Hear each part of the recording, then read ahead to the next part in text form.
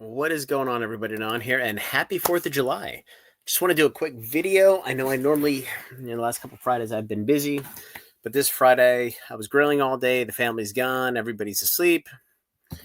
So, I want to talk about Final Fantasy, but first, let's touch on Temporal Forces. And this is a set that I've been, I don't want to say pumping, but I've been talking about for just based on the fact that the print run is so low relative to everything else. If you look at the total number of graded cards in the set, it is by far the lowest in all of Scarlet and Violet, obviously, except for Shroud of Fable, by a magnitude. So if we look at the boxes, we are now approaching $240 a box. So I'm not sure who had this on their bingo card, but it looks to me like this is going to be the next set that starts to spike over 250. And, we've had Obsidian, whatever. But quite honestly, the expected value of this set, or the value overall of this set, is like 2+ times what it is of Obsidian. So just want to put that on your radar. This is a rare box, and they are going to go up. So that being said, let's go to Final Fantasy. So I'll just key this in here because I don't like prepping, especially today. Fuck it. We got a product type sealed. And so it looks like a lot of the scalper product has flushed through the system and everything is ready to be supercharged. So I want to walk through this. Let's go to best selling. One at a time. So Commander decks. I have heard nothing about reprints of Commander decks. What's interesting is there's only 169 left listed. If we look at the sales, there's still a good amount selling. 21, 22, or 21, 27. But what I want to talk about is the expected value of the cards in the set are $425, $450. Plus you have the 3 sample packs that are like $20 each. So you're talking $500 of value if you break this and sell this as singles, minus fees and commission, obviously. So the fact that it is where it is, it's a huge market imbalance, in my opinion. Now, would I buy them at 310 if I was breaking and selling? Yes. In fact, I'm going to start doing that in the next week or two. We have the Fizz Batch and the Roka coming. So it'll be a fun new day. New opportunities. So Collector Commanders, this has gone straight the fuck down. Oh my God, look at this. Started at $1,200 and just went straight down into the floor. Now, what I will say, it's still selling 20 a day, but the total number available at 117, it's starting to dry up. We'll see what happens here. There's still a good amount that are under $800. My guess is with the value of the cards in the set, the Surge foils, it's probably hit its bottom. But we'll see from here. So let's go to the next one because it gets really, really juicy here. So the collector booster displays. So this is a Scalper Paradise.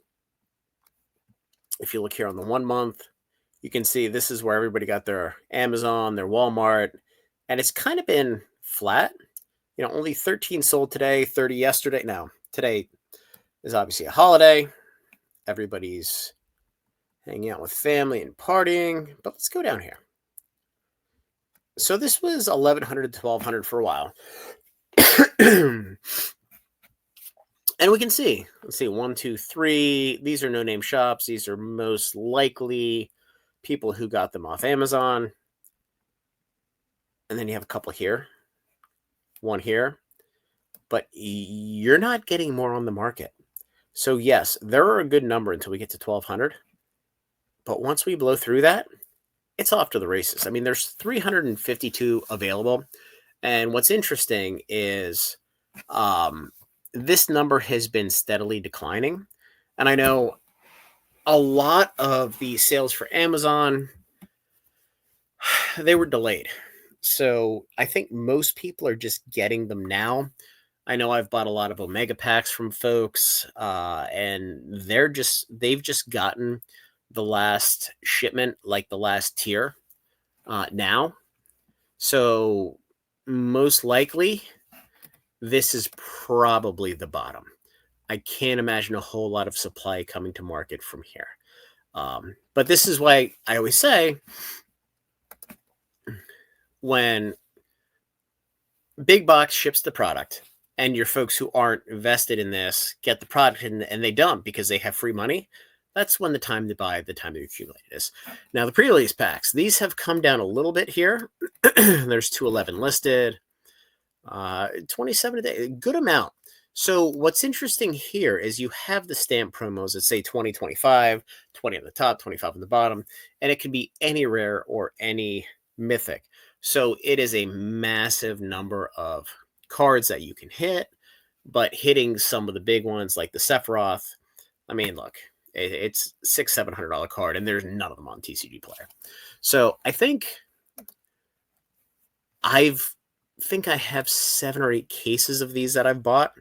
We've had a couple that we bought aftermarket, after pre-release, but I bought a couple on here just because I think ultimately those stamp promos are going to have value. They're just going to, because this is going to be a sought after set for a long time. Moving to the Omega packs, and this is a scalper paradise here. Look at these. Sorry, my allergies are killing me. Yeah, you got a couple legit stores here, but the early stores, it's just random one-offs. What the hell? There we go. Sorry. So you're at 105, but there's 244 listed. This has been all over the place, but 50 of these selling a day. These are going to dry up super, super fast. I would be shocked if next week by this time the current quantities more than 150. But again, it's the product is coming to folks who bought it, who have no interest in holding it, and they're just going to dump it. And once it works through the system, the numbers get batshit crazy. And that's when we're going to see a strong move upward. So the gift bundle. I've bought a bunch of these. You can see here. 69. Yeah, there's still 500 for sale or available. I think there's some of these still coming in. So I would probably not jump on this. I mean, 176. This is where I struggle. So you had the collector pack. So let's just assume that's $100. Put a pin in that. So now you have the play boxes, right? You have the promo and stuff. Well, not promo, the extended art, which I'm not quite sure how to value that, but you have the 9 play boxes. And this is where it gets weird. So if the play packs are $5 each, you have the $100 from the collector, $45 from play.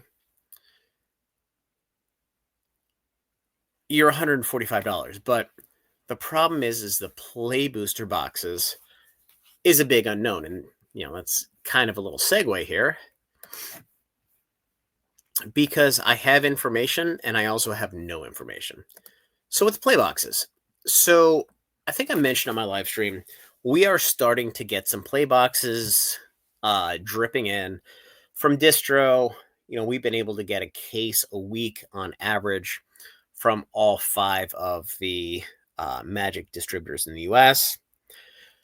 What I've been told is that is effectively safety stock. So that is excess in case the shit hits the fan, which it obviously has here. And again, as Rudy likes to say, the MSR penis gang should be thrilled and stroking themselves because we are at MSRP on these boxes. So everybody should be high-fiving. Cup balls. So I had a lot of conversations yesterday with all my distributors. And I asked the question, I said, look, just give me a reasonable expectation of what do you know? And everybody to a T, and I hate to say this because I was super skeptical early on, they said October, November, for a meaningful restock where I can get multiple cases from each distributor.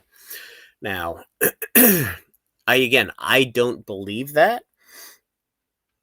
But if you think about it, there's probably there's probably 300,000 play boxes across distribution. I might be a little high on that because I know what some distributors have or what they get. Um, for normal sets, for this set, there was probably closer to 500,000. So to print that many boxes, and let's assume that this is 2 straight months of printing for this, um, you throw in Bloomborough, Tarkir, um, Spider-Man, which I'm sure they are desperately trying to print as much of that as they can. I don't know where you're going to fit another print run of this in, and you got to print 500,000 boxes. You just do, or it's not going to come down. And if these boxes don't come till November, look at this shit. This is insane. 316 available. This number was 800, 900 forever. There's 70 selling on a holiday. So just call it 80 boxes a day. These boxes will be $300 before we get a restock. It's just going to happen.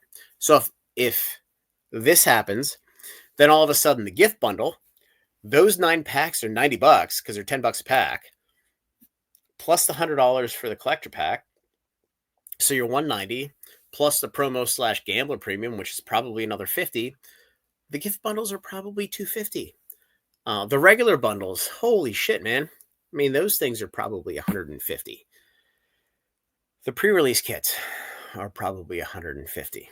And again, this is something that I never thought I would say, but the fact that I truly believe at this point, after not believing it forever and talking trash on these guys, I don't think they have the print capacity to keep up, which is absolutely mind-blowing.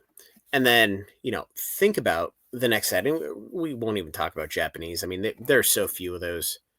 There we go. We'll talk about it for a second. 65 listed.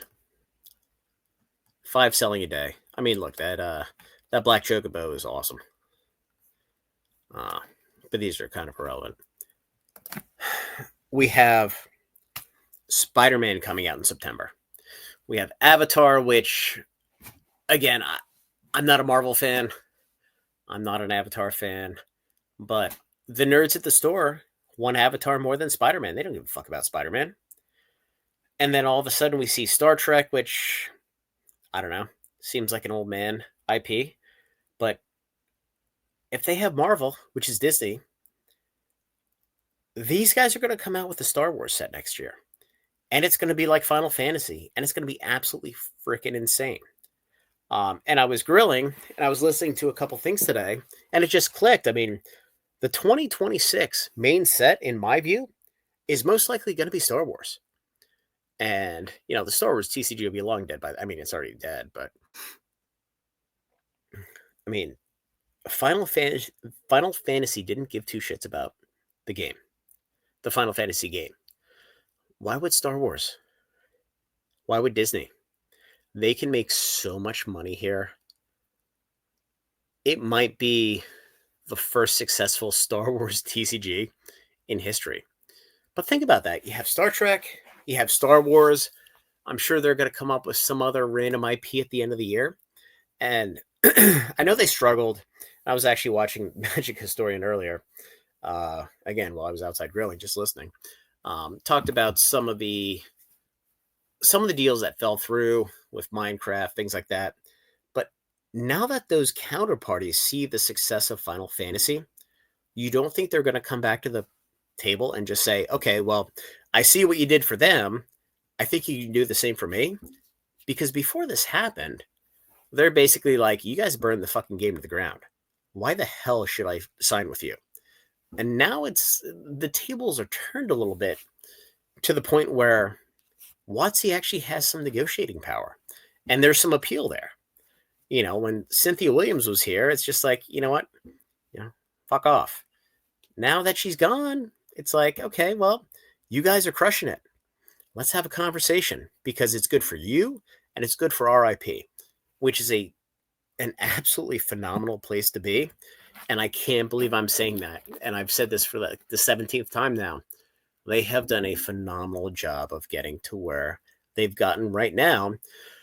Hopefully, not having serialized in Edge of Eternities doesn't mess it up, but we'll see. So, anyway, figured I would do a Final Fantasy, a Magic video, since there's going to be like 200 views since it's 4th of July. So, anyway, guys, celebrate independence. Sorry, UK, you guys had to work today. Sucks to be a loser. I'm just kidding. Like, subscribe, join the Discord. Have a great night.